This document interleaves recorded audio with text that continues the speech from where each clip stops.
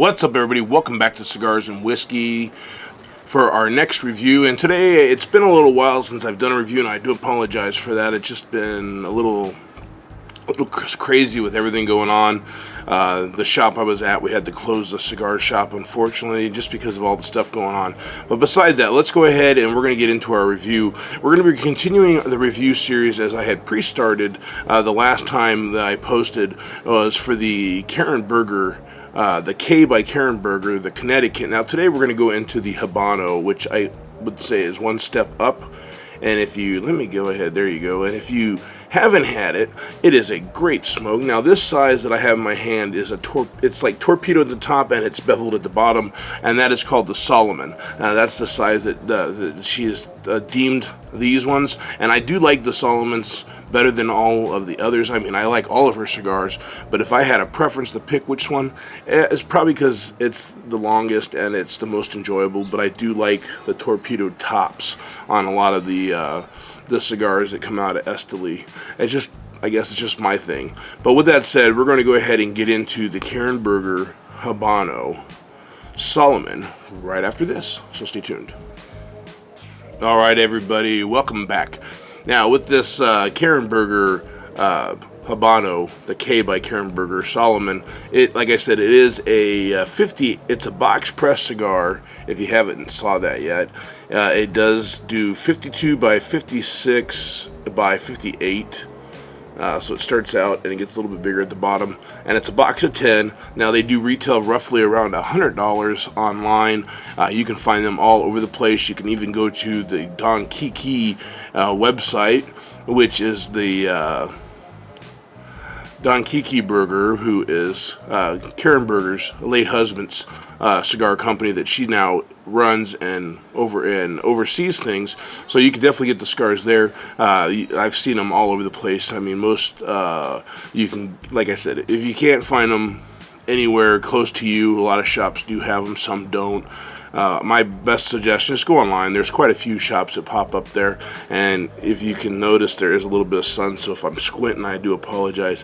I just happen to do this really early because Arizona is getting pretty darn hot in Phoenix, and so I want to do it before it gets too hot. With that said, we're going to keep going through this. I'm going to go ahead with this Karen Berger. It is a Nicaraguan Habano wrapper. It's all Nicaraguan binder filler. Like I said, it's roughly between $9.50 to $12.50, depending on where you buy it. It just all depends on what the cost was to that shop and what they're adding on for their, for being a business. But with that said, I do want to remind people, if you are able to go to cigar shops during this whole quarantine thing and why we're trying to get back on track, definitely do that, because those shops do definitely, they need your help. And unfortunately, I can vouch for the other side, where we have to close a shop because we don't get enough business and we can't take care of what we need to take care of. But we're going to keep pumping through that. So go ahead, and what I'm going to say is what I'm going to do with this torpedo, since you really don't want to do a V-cut, at least in my opinion. Some guys will try it. Some guys really can't punch that, so we're just going to use a straight cutter. I'm just going to go down just slightly. You can see just a tad. You don't want to take too much off, because then you start unraveling everything. But with that said, we're going to go ahead and on the cold draw, get a real, almost like a caramel profile. And my best experience, there is a little bit of a sweet cocoa there, and I'm gonna almost say it's almost like a Milky Way. The residual profile you get off when you eat a Milky Way candy bar, just a little bit, and a little bit as you take a deeper cold draw, almost like a sweet cashew. But that's what I'm getting so far. So let's go ahead and light it up, and we'll get into that first third.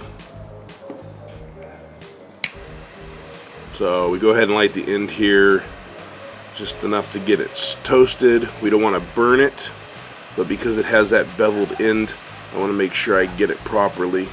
So then we get it right about there.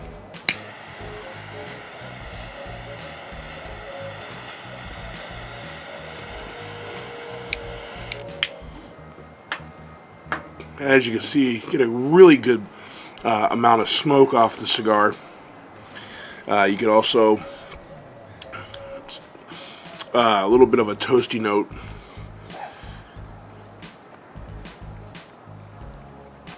Well, we'll keep pumping away at this first third. I'll be back to give you more of the first third right after this. So hang tight. All right, everybody, welcome back for the continuation of the first third of the Karen Berger Salomon Habano. Now, I am getting a little bit of a creamy profile.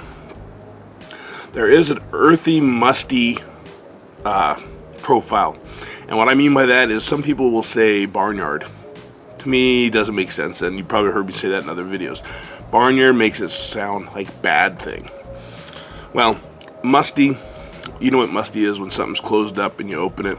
You kind of get that profile. Not that that's a bad thing. It's just, and a real rich, earthy profile. I wouldn't say it's like dirt, but it's kind of like that, like if you're walking through a forest and when you're looking for firewood, you kick over and you're looking for lumber and you're looking for something for firewood, and when you flip over wood, you start getting that real earthy, musty profile. That's kind of what it reminds me of. It's not a bad thing. With that said, we're going to keep going through it. There is a little bit of a sweetness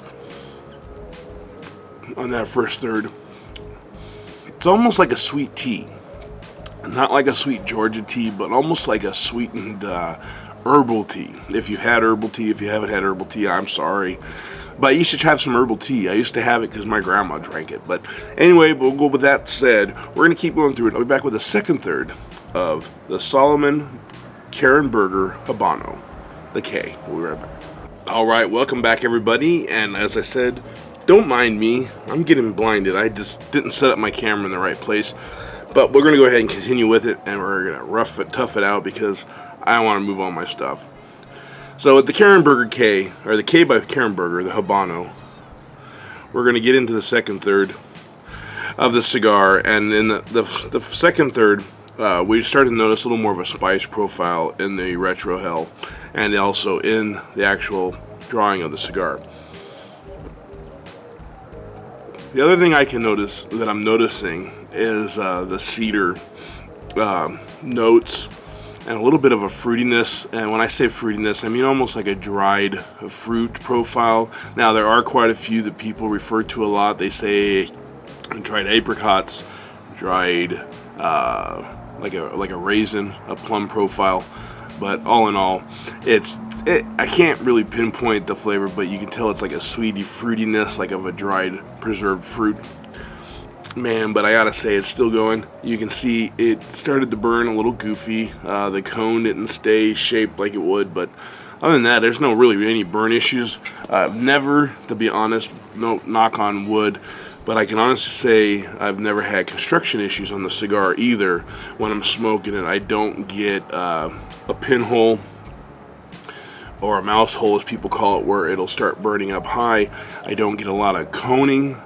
I might get a little half uneven burn because I didn't light it properly, but that's about all that I get from the cigars. So with that said, we're going to keep going through the Karen Berger, the K Habano, right after this. All right, everybody, welcome back for the final third of our review of the K by Karen Berger Habano Salomon. As you can see, it is kind of not burning even. But again, like I said, that's not a big deal. All right, everybody.